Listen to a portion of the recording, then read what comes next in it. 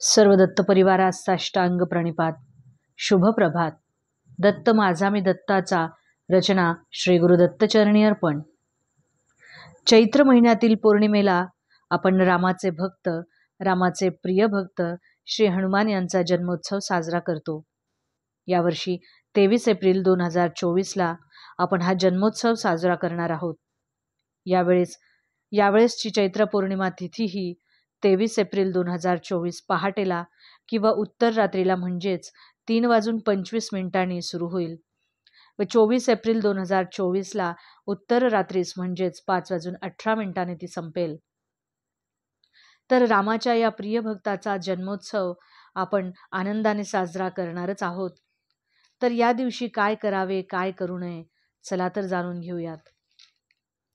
आदल्या दिवशी, हनुमान जन्मोत्सवाच्या आदल्या दिवशी उपवास करावा. हनुमान म्हणजेच मारुती हे चिरंजीवी असल्यामुळे आपण सर्वांनी हनुमान जयंती न म्हणता हनुमान जन्मोत्सव मनावा ही नम्र विनंती. तर हनुमान जन्मोत्सवाच्या दिवशी पहाटे सूर्योदयापूर्वी स्नान आटोपून घ्यावे. शुचिर्भूत झाल्यावर या दिवशी आपण सर्वांनी केसरी किंवा पिवळ्या रंगाचे वस्त्र परिधान करावे. पहाटे हनुमानाच्या मंदिरात जाऊन महाबलीचे श्रद्धापूर्वक दर्शन घ्यावे व हनुमानास प्रिय असलेले गूळ आणि हरभरा हे मंदिरामध्ये प्रसादाच्या स्वरूपात अर्पण करावे. हनुमानाच्या मंदिरात चमेलीच्या तेलाचा दिवा लावावा. या दिवशी गरजूंना यथाशक्ती दान करावे. गरजू लोकांना आपल्या क्षमतेनुसार अन्न, वस्त्र, पैसे दान करावेत. हनुमानाच्या दर्शनासाठी मंदिरात गेल्यावर तिथे 7 वेळेस हनुमान चालिसेचे पठण करावे. घरी रामायणाचे पाठ करावेत. जर आपल्या घरातील एखादी व्यक्ती दीर्घकाळापासून आजारी असेल तर शेंदूर तुपात मिसळून हनुमानास लावल्यास त्या आजारी व्यक्तीस आरोग्याचा लाभ मिळण्याचा फायदा नक्की होतो. सर्वांनी आपल्या छतावर लाल वस्त्राचा ध्वज लावणे शुभ मानले जाते. यामुळे आपणास संकटापासून मुक्ती मिळते. ज्या व्यक्ती व्यवसाय करत असतील आणि आपला व्यवसाय वाढावा असे जे प्रयत्न करत असतील त्यांनी हनुमान मंदिरात शेंदूर अर्पण करावा. म्हणजे त्यांच्या व्यवसायात भरभराट होण्यास नक्कीच मदत होईल. आर्थिक चणचण भासत असेल, पैशाची कमतरता असेल तर या दिवशी स्वच्छ पांढऱ्या कागदावर शेंदुराने स्वस्तिक बनवून महाबलीस अर्पण करावे. आपल्या या महाबलींचे शस्त्र गदा आहे. त्यांना या दिवशी आवर्जून सगळ्यांनी तेल, शेंदूर, रुईची पाने, फुले श्रद्धाभावाने अर्पण करावीत.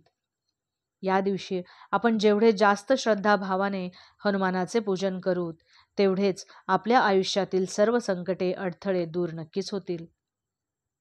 आपल्या कुंडलीतील ग्रह दोष नष्ट होतील व आपल्या घरामध्ये सुखसमृद्धी नांदेल. हनुमान हे सर्वात बलशाली आणि जागृत दैवत आहे. ते आपल्या भक्ताच्या जीवनातील सर्व अडथळे, दुःख दूर करतात. हनुमानजी बलबुद्धीचे दैवत आहेत.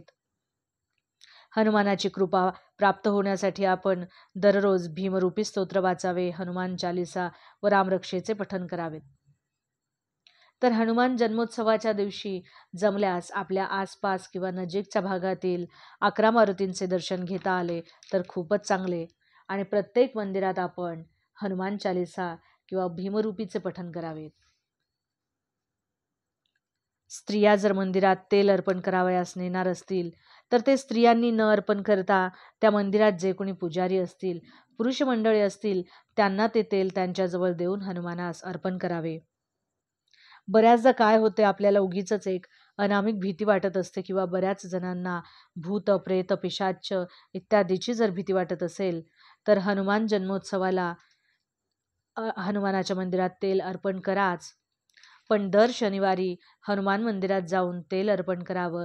3 सांजा म्हणजेच दिवे लागण्याच्या वेळेस घरातील सर्वांनी एकत्र येऊन भीमरूपी किंवा हनुमान चालिसेचे पठण करा, रामरक्षेचे पठण करा. म्हणजे आपल्या मनातील भीती हनुमानजी आपसुकच काढून टाकतील. हनुमान चालिसामुळे आपल्याला एक नवीन ऊर्जा मिळेल. 7 कांडामध्ये सर्वात जास्त सुंदरकांड वाचण्यात येते माऊलींनो. तर सुंदरकांड वाचण्यावर भर दिले जाते कारण त्यात हनुमानाचा चरित्र मुख्य करून आले आहे. सर्वांना पुन्हा एकदा हनुमान जन्मोत्सवाच्या हार्दिक हार्दिक शुभेच्छा. दिगंबरा दिगंबरा श्रीपादवल्लभ दिगंबरा. अवधूत चिंतन श्री गुरुदेव दत्त. सियावर रामचंद्र की जय.